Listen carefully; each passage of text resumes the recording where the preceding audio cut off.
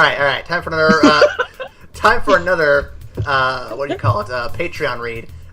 Do we want to do another goofy one like last time?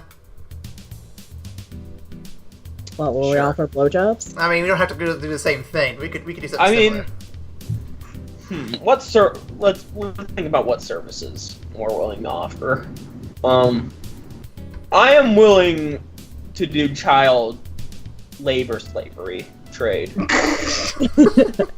I'm morally opposed to sex slavery, but if it's for labor, I'm fucking down for taking some migrant children from those cages and, you know. I was gonna say, if people don't want to hold on to their money and want to put it on our Patreon, where we can hold it for them and use it for better things than just let it sit in a bank, we could definitely do that for them. Isn't that kind of what caused the Depression, though? No. Hear me out. They're investing in our future to make more content for them to enjoy. If they leave that money sitting in the bank, that money's just going to sit there rotting away, not doing anything for anybody. So if they give it to us, we can certainly say it'll go to something useful. I'm pretty. Yeah, no, that's definitely. You're definitely. I think you just explained. Right, I think you just explained the gold standard to me. And I think you're going to cause another depression with this idea. No, Max. Straight up depression level. Max, our videos are anti-depression. We are attempting to bring joy to people's lives. There's no depression about it. Guy. Here, I got something better. Okay. They can give money so that way Gillette and Konami have less money. Yes, They're just one step closer to bankruptcy. Don't spend your money on bullshit. Speaking of which, did you guys hear that fucking GameStop's getting bought out by like an equity thing? No, but that's great. Dude. Yeah, so they're basically doing the same thing as Toys R Us right now. They're so fucked, dude. Yep. So don't put your money into something like GameStop, which is gonna fucking die in 5 years. Put it in our stuff so we can stay alive for years and years to come. Because you like this show, and we like you, and we like money. So yeah. Mostly them. Patreon.com/EvacStation. See you at the show.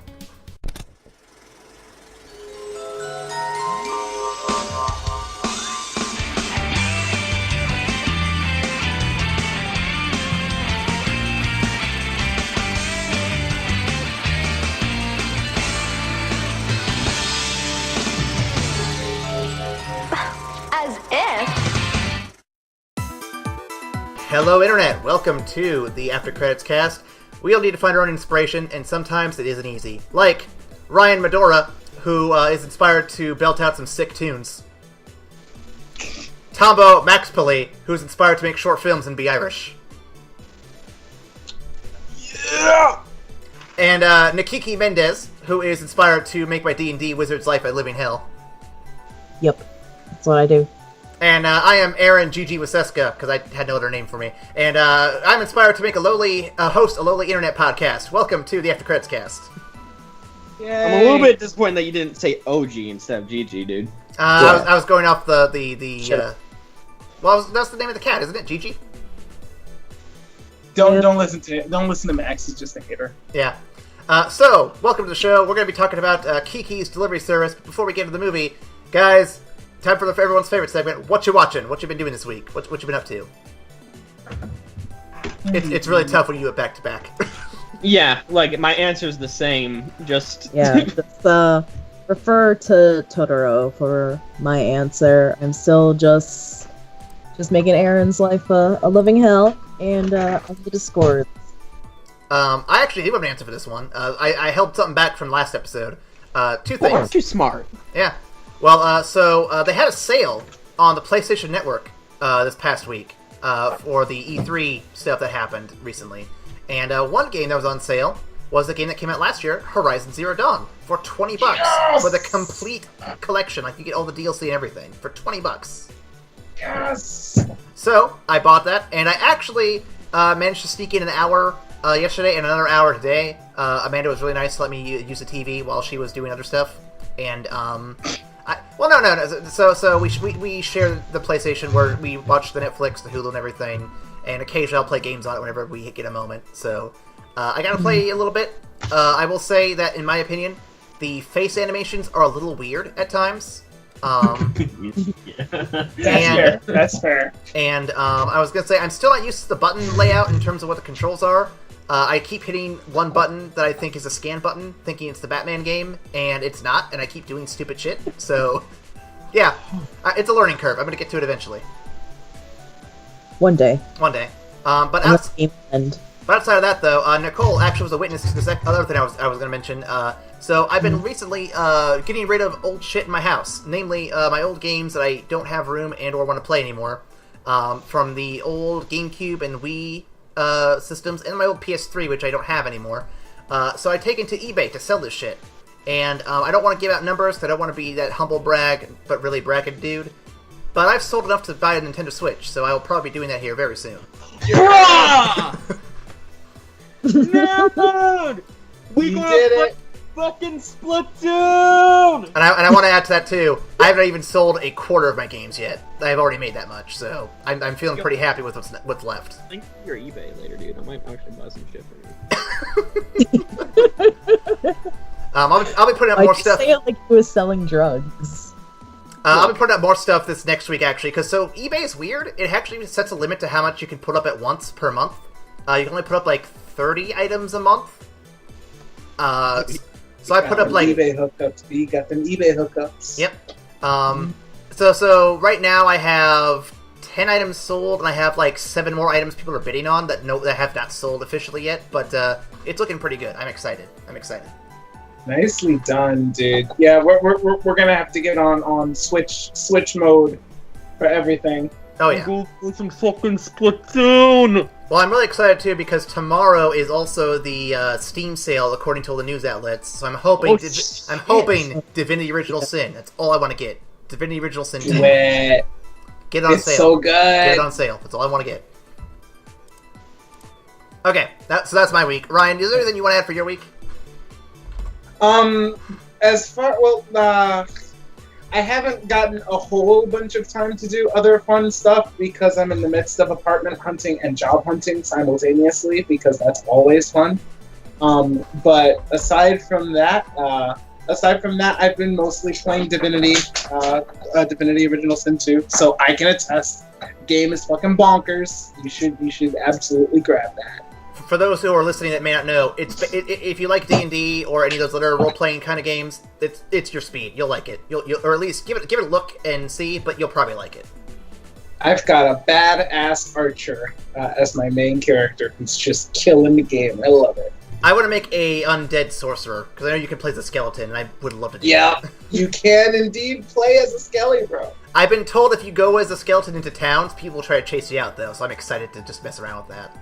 Well, so in order to get around that, you have to make an artifact that allows you to essentially shapeshift into various races. Oh, no, Ryan, fuck that. I want people to chase me out. I want to be Frankenstein's monster. No. You, in order to make this artifact, though, you have to find a thing that rips faces off of corpses. Oh!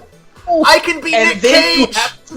And then you have to go and find faces and take their face off.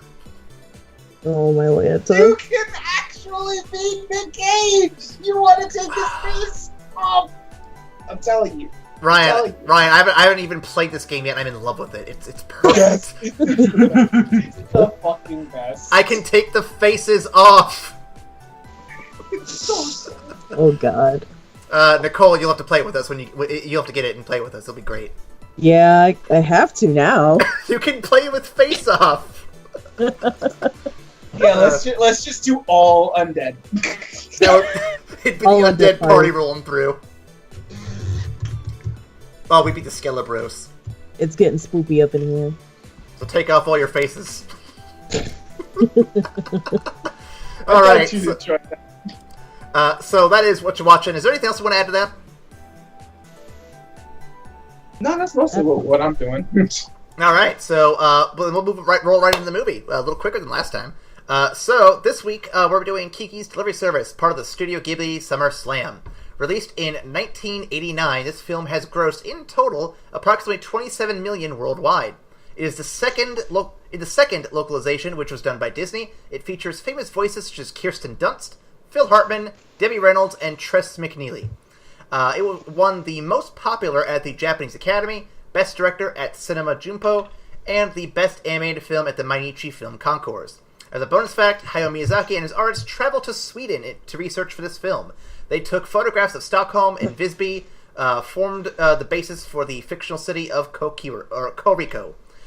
The city also contains elements of Lisbon, Paris, San Francisco, and Milan.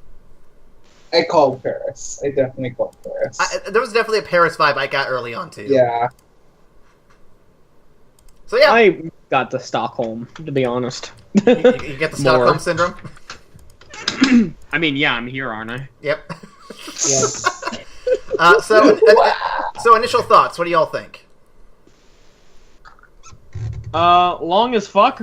Actually didn't particularly like it. Okay. Ryan, what about you? Wow, that was some quiet. Damn, I offended some people. Crickets. I offended some people. How Damn. fucking dare you? I mean, no. Felt I- it's I enjoyed it. I wouldn't say it's my favorite thus far. It was very interesting to see Miyazaki do a take on depression. So that was interesting to me, definitely. Nicole? No, I was just blown away by because I was looking up who voiced the English dub because I was going between, do I want to watch the English dub or do I want to go with the sub? Because I don't think I've actually seen the original Japanese version. Oh, really? Yeah, I've always seen English sub. I will say, I think Phil Hartman is poorly utilized here. He's a great voice actor. I don't think his is his best work. Who does he play? He plays the cat. Really? Yeah. It is no Troy McClure, so I'll say that much. So I'll throw my opinion out there. I thought it was cute, cheerful, and fun. I was actually disappointed when the movie ended because I felt like it was over very quick, and I wanted more from the movie in the best possible way, and I will get to that more when we get to that point. With all that, are y'all ready for a synopsis? Alright, let's Synopsis time. Let's Alright. do this. I forgot about the running joke I would do with this one. You guys are going to like this one. At the ripe age of anime legal age 13, Kiki sets out to on her own to train as a young witch in the new big city. Along with a black cat named Gigi, a small town girl gets caught up in the big city when things don't quite fit Kiki, as she notices people don't seem to care or desire witches in their town. Save for one prego baker and one horny young aviator who looks a little bit like child Drew Carey. Oh my God. I mean, he's not wrong. That's the thing. Right. You didn't have to go at my point like that. Sorry. I mean, if you edit in a picture of Drew Carey. I will. I'll do a side by side. God damn it. Alright. That was rude. Okay. Now. With the bun in the oven, figuratively and literally, the baker takes Kiki on as her delivery girl and gives her a place to live while she trains in town. The training, of course, never actually happens. More of that later. Rather than actually training, Kiki spends the majority of the film bitching about her clothes, playing hard to get with Drew Carey, and starting up a delivery business that takes her all over town in the well-designed town. One such delivery has her deal with a flock of crows and meet a groovy artist in the woods. Another has her deal with a kindly old woman and do all sorts of chores for her. She works herself so hard that she ends up getting sick in the process. When she does get better, she joins Drew Carey to check out the Hindenburg before it takes off on its journey to crash and burn. When the rest of the Drew Carey crew shows up to join them, Kiki gets flustered and leaves, never really explaining her anxiety or self-confidence issues because it's none of their damn business. Upon returning home, she realizes she can't speak to Gigi anymore, and she can't fly anymore. She's lost her mojo, baby! She lost her jive, dude. Oh, I hate fuck. you, dude. You're loving this one, I know it. I Ursula, hate you. I love it. Ursula the artist visits Kiki in the city and takes her on a girl's trip to help inspire the mojo back in her life. I should make that the spice in her life. Fuck, I messed that up. After a night of crows, cool paintings, and some girl talk, Kiki returns to Koriko City when the Hindenburg crashes. Who would have seen that coming? Drew Carey is hanging by a thread and hasn't even made his 4th TV show yet. So he steals a broom and flies off. So she steals a broom and flies haphazardly off to save him. The movie ends with an Avengers-style mid-credits where she sends a letter home telling her family she's having a good time, but doesn't really mention anything about her training. Seems like that'd be a prime sequel material there, eh, Miyazaki-san? Thinking about it? Huh? Huh? That motherfucker's ready to, like, retire, dude. He's killed enough people in his basement. Wow! You fucking hater. There's some, There's old man. There's some libel or slander happening here. I'm not sure which. I'm a little concerned.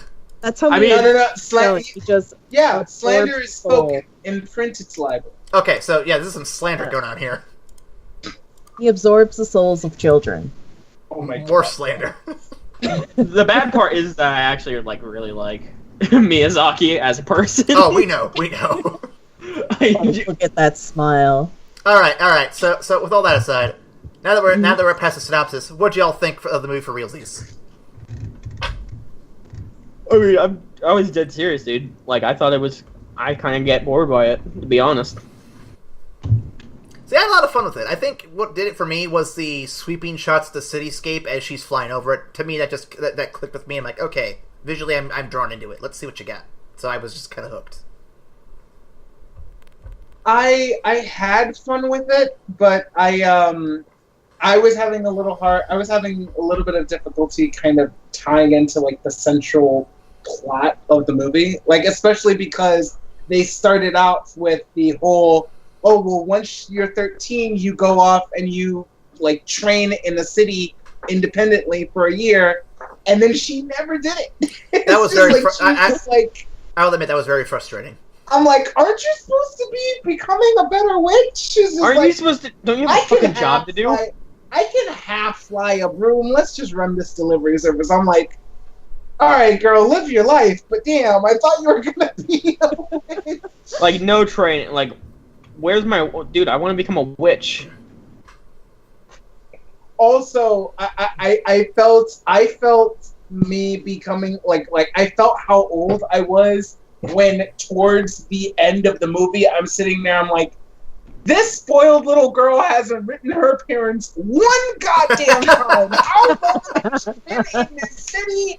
Her parents think she's dead. Come on, guy. Come on, dude. Girl. They just buried her already. They don't even have a fucking body, and they already buried her. It's like, how long have you actually been in this city? Or, you know, when she's losing her magic, why not write to your mom, who is an accomplished witch, and say, hey, Mom, wait, losing magic, how does that work? And Mom would have been like, oh, shit, just take a break. So I'm going to click back to what I said in the synopsis here, because I think I was hitting a point there where she lacked her self-confidence, and she lacked her what's the other word I said here real quick? I need to look back and double-check this here real quick. Her anxiety and self-confidence. There was that going on, and I think that played into a lot of the decision-making here. I'm not a psychological expert by any means, but I do think that her reaction to Drew Carey's advances and to just her abilities disappearing, and maybe even the lack of communication with her parents, she just was not in the right headspace for it, I guess. I know it's a very... Oh no, it was 100% Drew Carey. Bruh. Once you've seen it, you can't unsee it. Boy, man. Dude, Drew Carey is one step away from Woody Allen. Let's be real here. Right. Nicole, where do you sit on this one? I think it's kind of in that same camp as Totoro was, where I just know the beats of the story so well that I kind of get bored with it. But there was also that moment in the beginning where I was like, what's with the Japanese and sending off their kids? Yeah, they're like ready for them to be gone. Well, at least they wait till she's Well, 13 here. But in Pokemon, they leave at 10. She's 13, but the mom still is hesitant because she's like, you can barely fly. I haven't taught you how to mix potions. Like, you're probably How gonna am I supposed to die out protect there. you from the fuckboys? Well, so here's a question though: if she needed to learn all that stuff before she left, where the hell was her mom for those first 13 years? Why didn't she just do it She then? was busy. You had 13 years. You couldn't make a weekend to do that. I would argue that Kiki was just a shitty student. yeah. I mean, No lie. I agree with I mean, literally, she's like, I think I'm ready to train. And, like, her mom straight up is like, I don't know, man. You are kind of bad at your job right now. Yeah. And she's like, no, watch me, Thought. And, you know... and you know what? She gets to the city, and as Ryan fucking said earlier, she doesn't she doesn't fucking train. Exactly. She starts a fucking delivery service. Yeah, I'm not gonna lie. I would have liked to seen more witch training, or so here's my thing. And this is like a question I have listed at the end, but I'm gonna get to it now since we're kind of discussing a bit. So if there was a chance to see more of Kiki doing stuff, whether it's like a short OVA or a mini series or something like that, just something, would you want to see her actually go through training, see more weird delivery adventures, maybe see her fully grown as a witch? Would you want to see any of that at all? I'm personally okay with not, because again, you do kind of a double take where like the movie starts off in one direction and then it kind of switches and you realize the central conceit of the movie is not Kiki becoming a witch, it's Kiki learning how to live independently and how to deal with depression. And when that becomes the focus of the movie, it does its job well. So I feel like I feel like I would love to have explored more of that, like, witch culture and like her becoming an actual full-fledged witch, but that's not the story that they told, and I was okay with it. I'd love to see those Drew Carey babies. All jokes aside, no, I agree with Ryan. I think where it was left is honestly the best we could have asked for. I'm just gonna say that. Just why is everyone okay with Drew Carey being such a stalker? Because it's what you expect from him in real life. So I mean, True, I but- didn't get this. I did not get a stalker vibe from Drew Oh, Carey. he's such a fucking stalker. have you ever watched him like function? Damn it! You have. I called him fucking Drew Carey. Fuck. So speaking of Drew No, Carey, No, my boy, whose name is escaping me because fuck you guys. Because it's fucking Drew Carey. Don't deny that shit. The little boy in the fucking movie, Drew Carey, who is yeah. not Drew Carey. No, Oh, it's Drew Carey. Fucking little boy, my ass. That motherfucker was hung. Like a horse. Did you see the sex tape afterwards? It's in the credits.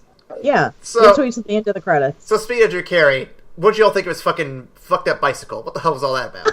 Oh my god. Dude, that was like the janky. Okay, dude, legit, right? Shit I've ever seen. I have cousins in Russia. Their bikes look like that. I don't know if I believe you on the cousins or the bike more, honestly. You should believe. Like, I'll fucking send pics later, dude. It's. I'll have it because like it's the ghettoest shit, dude. But like, I get what they're trying to do. They're trying to make a plane out of this bike with the propeller, but shouldn't you have the rest of the plane before I you don't put the think that's propeller how on it? aerodynamics work, though. No, probably not. I disagree. I totally agree with you. But it's just hilarious. They have like part of a They have part of a plane on this bike, and he just rides around with it. It's like, don't you just have like a backup bike you can use that isn't fucked up right now? Yeah, like, he was trying to impress his girl with his big dude, ass. he like, was his- flexing on this girl, dude. He was. But dude, the whole bike ride, he had his ass up in her face. Okay, Yeah. wait, nobody's gonna get that joke. Never mind. No, do it. Somebody explain to me the difference between fucking Drew over here, right? And fucking Jake Paul. Explain that shit. I actually don't get that one. I mean, I know who Jake Paul is, but I don't get the reference. I don't get who is Jake Paul. Oof. Do I want to know who Jake No, Paul? fuck no. Fuck no. Moving on. Moving on. So okay. I saw the movie in English. What did you guys see it in? I watched it in Japanese. No subs. Nicole? English. Okay, so you can help me out with this one. Maybe you guys can too. What is your impression of the cat, English or otherwise? Because like I said earlier, this is not Phil Hartman's best work, and I don't know how the Japanese one sounds. So I'm very curious what it sounded like on your guys' end. The Japanese one I thought was nice. I liked the cat for all of the time that he fucking spoke. Like, I think the dialogue. I was dialogue. salty as fuck that the cat stopped talking halfway through. Yeah, like, because I wanted to hear more from the fucking cat than I did Kiki, to be honest. Yeah. Damn, see, I didn't say all that. Well, I'm throwing it out there that I wanted to fucking hear more from the goddamn cat. Well, I actually was disappointed at the end when the cat's voice never came back at all. Like, we never heard it speak again. And I'm like, okay. Yeah, that's what I meant. And I was like, it was really impactful to tie it to her losing her powers. It's like, I can't hear my cat speaking because I'm losing my magic. And I'm like, oh shit, okay, no, that's really fucking serious, girl. You need to fix this. And then when she had somewhat got her shit together on this dusty-ass broom, he still wasn't talking. And I'm like, what the fuck? What? Magic? What? Dude, maybe he was passive-aggressive about the whole, like, fucking food thing that happened earlier, dude. I mean, cats get passive-aggressive. He was saving his voice for his girlfriend. That's what it was. Yeah. That's that snooty ass French cat. Hi, I'm Yeah, Gigi. You ever from other such cartoons? It's The Simpsons. Well, isn't it in the Japanese version Gigi can't talk as she's growing up? Oh, is that it? I believe so. I mean, that wasn't really made clear when I watched it. Yeah, I was That's gonna say, it like- wasn't made clear in the English version either. Yeah, well, because it's the English version, you know, for kids. And poor kids didn't do this one. You calm down. Okay. So going back to characters here real quick. So I want to bring up a character that stood out to me as being very weird. So during the blimp scene... Harry? Oh, boy. Besides Drew Carey, yeah. So during the Okay. blimp scene, Guys. Kiki is at the madam's house. And when the announcement of the blimp is crashing and everything, her assistant seems really too into this whole plane crash, or blimp crash. Really into this crash. Like, she's smiling, she's like, oh, look at that! And she's like getting really into it. I'm Dude, leave her the fuck... Let her live. She's old as fuck. Crinkly as fuck. She doesn't have much left to live for. Just let her fucking enjoy people dying, okay? Wow. Because if I was that old, dude, I can guarantee if I saw, like, fucking... this just in. Two blimps have crashed into each other. Like, I would be fucking smiling, dude. So yeah, I thought that was really weird. That could just be Miyazaki, you know, putting himself into the film. He was in the film, though. Y'all are just horrible. Are we, Ryan? Yeah. Or is it you? No. And Ryan, I'm not being horrible. They just animated her smiling and being like really like her Yeah, how's it our into fucking it. fault Oh, no, that she's not a that. motherfucker. Not that. No, I was talking about them constantly alluding to the fact that Miyazaki is some sort of sadist. Oh, okay, that's fair. That's fair.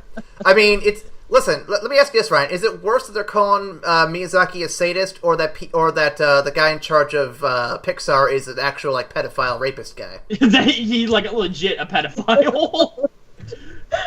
Are y'all? Is this just like Ryan's childhood? No, the guy running Pixar right now, he's leaving because of allegations of sexual misconduct dude, at work. he was like constantly copping feels and shit, dude. He's being replaced by the people who were in charge of Inside Out and one of the other movies. I can't remember which one, but he's being replaced here, I think, this year. I just wanted to talk about fun kids movie. Well, fuck you. That's my answer. There's no such thing. It's all a fucking lie. Fuck you, Max. You don't even go here. I laughed so hard when we said that. It was great.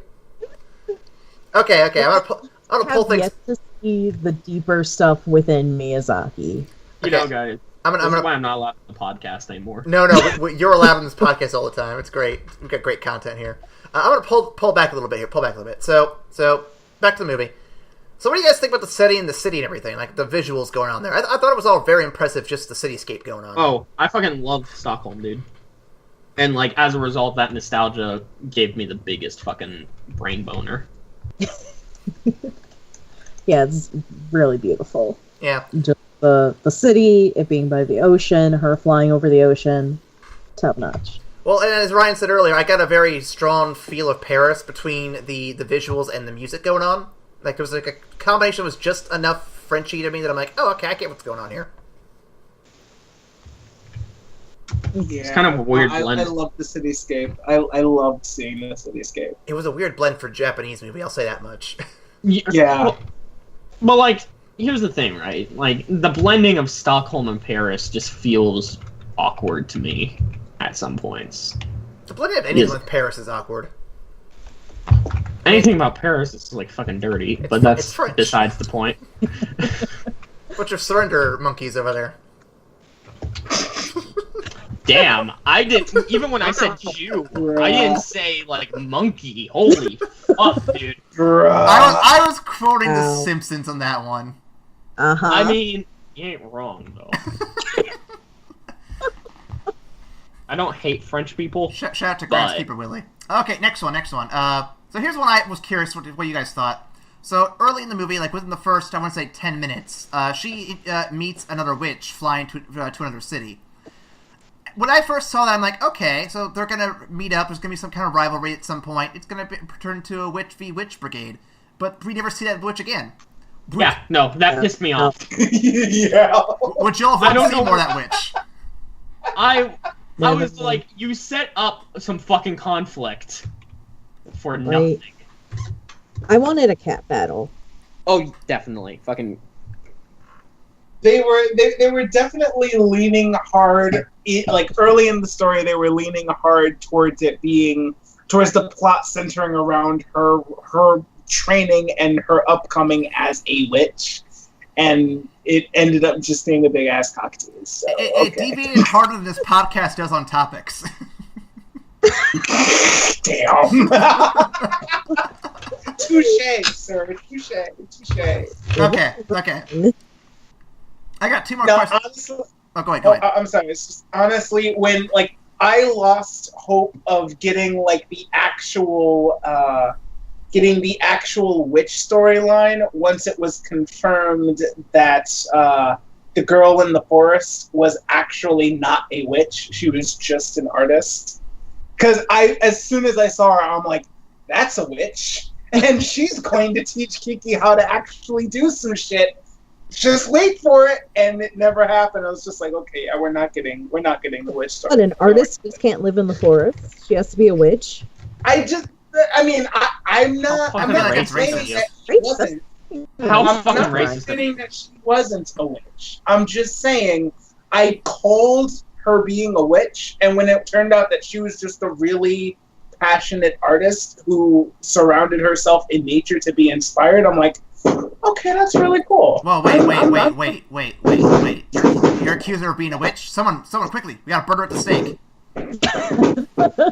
No. First, we need to get a goose, obviously. Yeah. I see the fireworks in the background. Dude, are you sure somebody's not getting skull fucked in the background?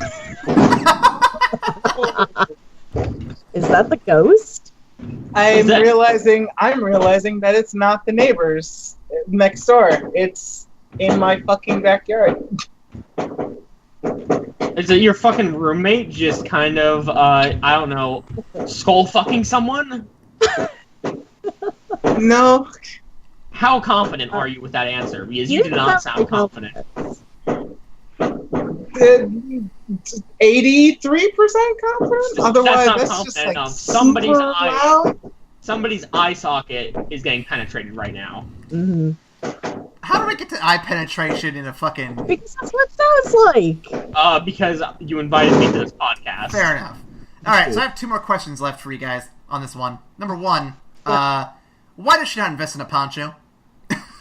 Right? Ponchos are fairly inexpensive. You could just fashion Here. up a tarp, honestly, if you really wanted to. Side question here. Why did she only bring one dress Look. when she had packed all those clothes? Because that would have been too heavy for the thing, I bet. Mm. She carried a big ass I don't want to hear it. package, like for a delivery. I don't know about all that. I don't. I'm with Ryan. Okay, but we're talking about a typical 13-year-old girl. Nicole, you need to help me out here. I don't have a frame of reference. Okay. How many clothes did you have as a 13-year-old girl?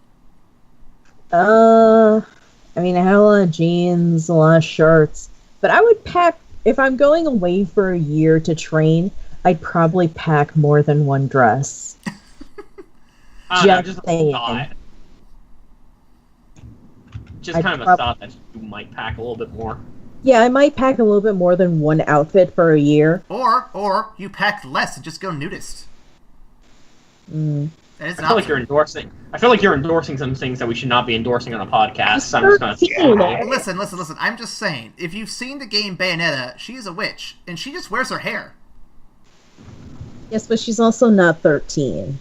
Yeah, She was 13 at one point, though. We don't know when the 13 and the hair clothes happened. Okay, Weinstein, I'm gonna cut you off here. Wow! I don't even know what's happening anymore. It's funny because Pixar. Max, you're an awful person. Okay, last question. What gave you that hint? Last question, and then we'll move on to the next segment. What do y'all think of Kiki's arc overall?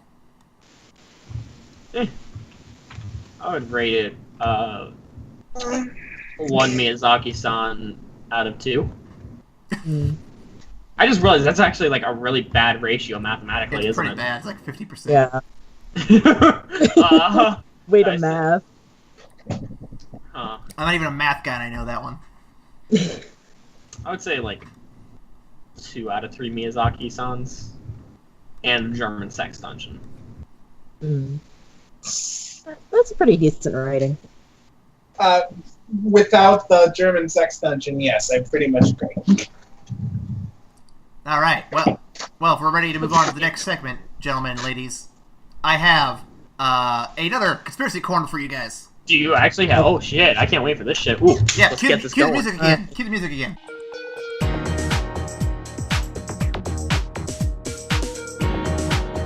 So I'm gonna add music to this. It's gonna sound cool. If I don't, then I'm gonna look stupid. So anyway, the next conspiracy corner is on Kiki's delivery service, as you would have guessed from the podcast title. So there's a few bit of Easter eggs here to connect movies, and I'm gonna explain them here real quick. So first off, on a bus in the street when Kiki's having a little flying mishap, the bus actually does say Studio Ghibli on it. Now I know this doesn't mean much to you right now, but there's another movie that has this in common, and we'll get to that in that particular podcast. But let's just say that I really have no way to subtly hint at it. It's Porco Rosso. Moving on. There's a toy house in one of the places that Kiki hangs out at, and if you zoom in closely on this house, you will see 2 characters painted in the windows. One of them is a short, red-headed girl with pigtails who looks suspiciously like May, and in the other window, it looks like a little baby Totoro. Ghosts. And then there is one more reference to another film, but we have not seen that film yet either, and we won't see it for a while, so I'm not going to reference that one. Let's just say the baker and the husband will be back for them later. And then last reference that is not connecting to other movies, but connecting to real life itself, in the scene where the old man says, "Hey, that's my broom that she used." In the corner, there's a caricature of Hayao Miyazaki himself in the crowd. Hey! Going out for Hitchcock in this movie. I love it. So that is your Ghibli verse, Connectiverse theory here. And we'll be back for more, and obviously the next film, which I think Porco Rosso is up next in the list, so get ready for that shit. And now, it's time for the segment that everyone's excited for. It's another showdown between Max and Nicole on Name That Anime.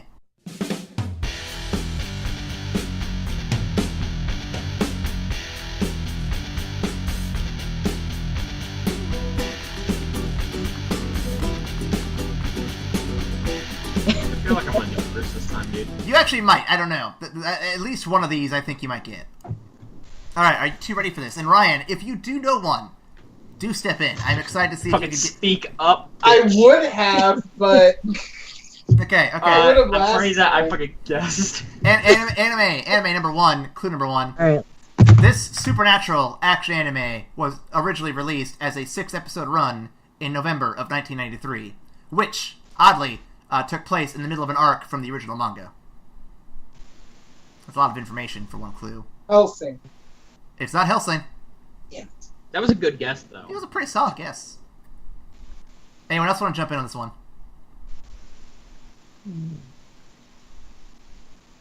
I think you're gonna have to go to. Can I guess? Sir. Wait. I can guess once per Once per clue. Once per clue. Is it Ghost Stories? It is not Ghost Stories. Damn it. I will have to put that on my list for things to do later, though. That sounds like a good one to do. It's gonna be hard to not give that one away, though. Yeah, it might be. Nicole, you want to chime in, or should I go to clue number 2? Go to 2. Clue number 2, anime number 1. It was remade in 2012 for the 25th anniversary of the series, and is still airing today with newer arcs from the manga.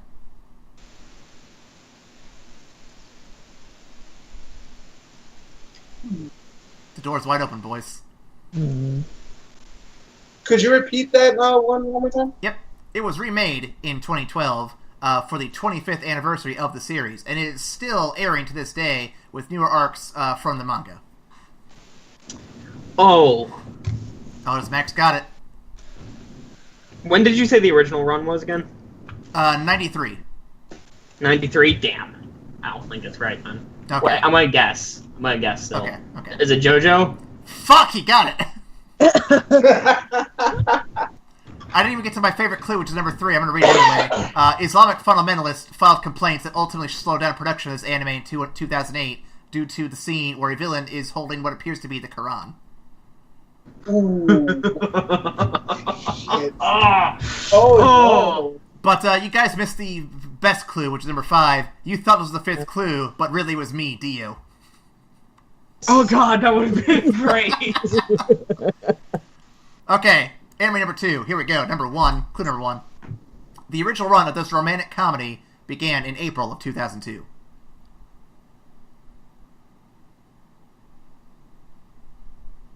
I go to number 2. Clue number 2. The manga was first made by the production team to be targeting an older male audience versus their usual younger female demographic.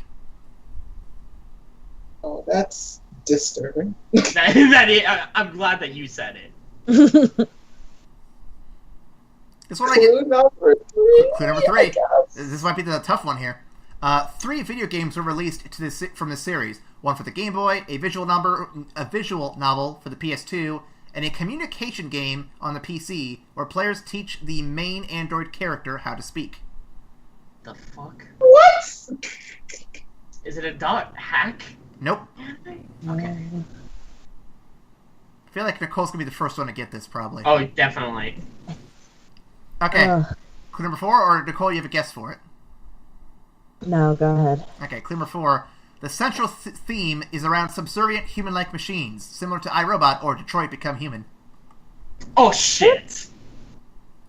I'm gonna let Nicole go first because it's probably not right. Chobits? Yeah, it's Chobits. Yeah, I wasn't right. What were you gonna guess, Max? Cyborg 009. Oh yeah, you were way off there. Yeah. All right. I thought it was a very bad... That's something like I was thinking Chobits, and I was like, when did it come out? Because I'm really bad with when things. Yeah, like things coming out typically does not help me, to be honest. Well, that's why I make that the first clue. It's the most distant clue I can give.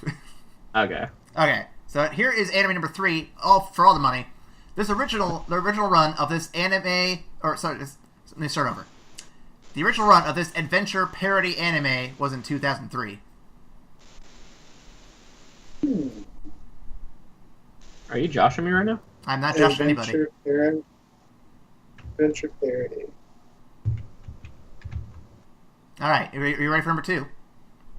Definitely. Yeah. It is a series influenced by Japanese manzai humor, which basically means this is an anime if Deadpool was writing it.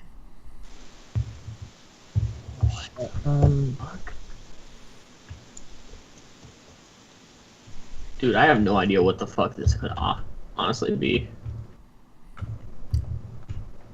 This might be one that Max has not seen. What year did you say? 2003. Cooley Cooley? Nope. Ryan, you want to take a guess at this one? 2003? I was a small boy then, dude. I was It's not One Piece because One Piece came out late, like earlier. Yeah, it was a little earlier than that. Yeah, One Piece has been out for like 20 years now. And it's That's only not a joke. I know That's it's not. not. Actually, while he keeps giving guesses, I'm actually going to go see what fucking episode they're on right now. Alright, clue number 3. Right. This series spawned 8 video games on the PS2, the Game Boy Advance, and the GameCube, and the protagonist has been featured in 3 Jump crossover games.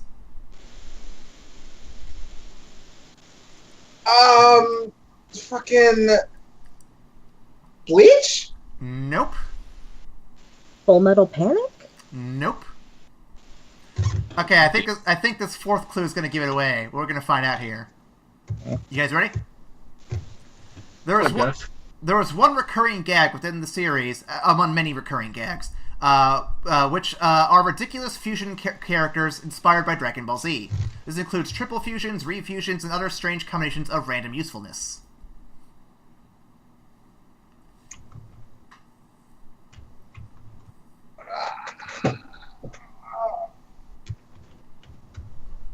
Fuck. Fuck. Has this something that none of us have seen? I have seen it. I know what it is. I might be the only one who's seen it. Fuck. Which is weird. I should not be that person. Okay, I've got one more clue if everyone's ready for it. Okay.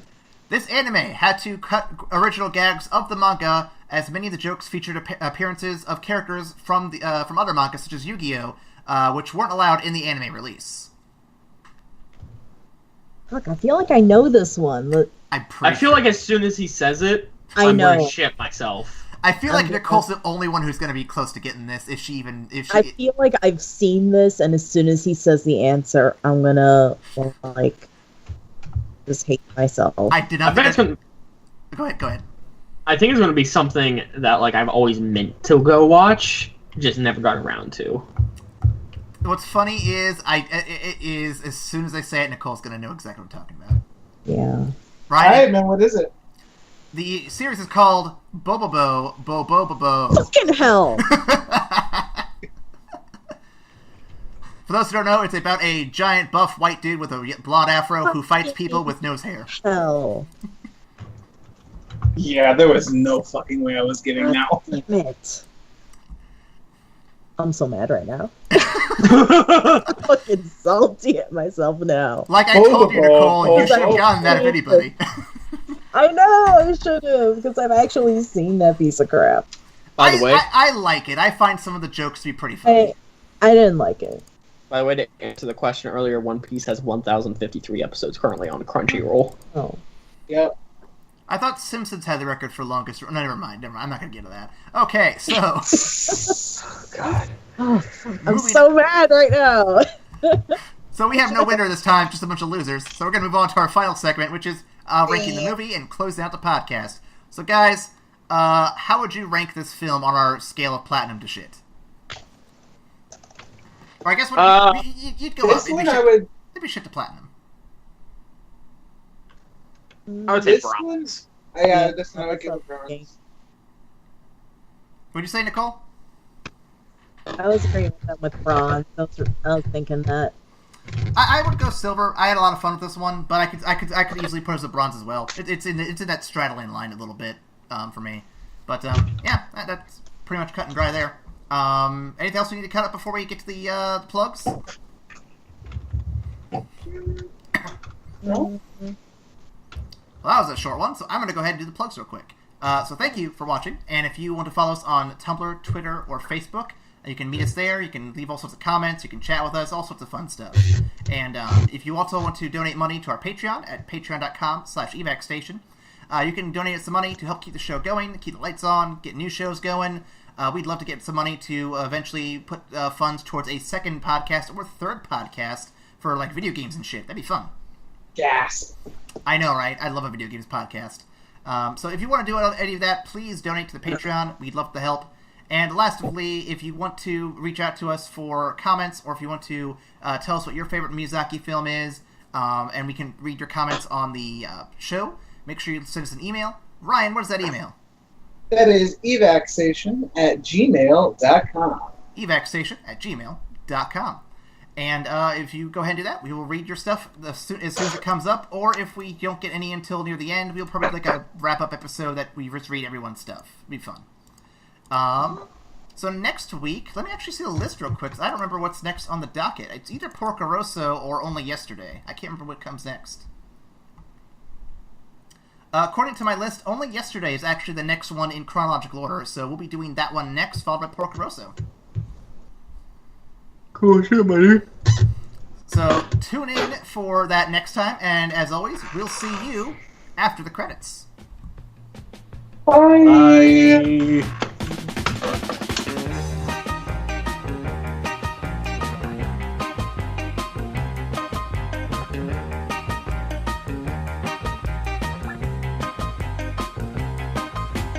あの人のままに会うために今一人列車に乗ったの黄昏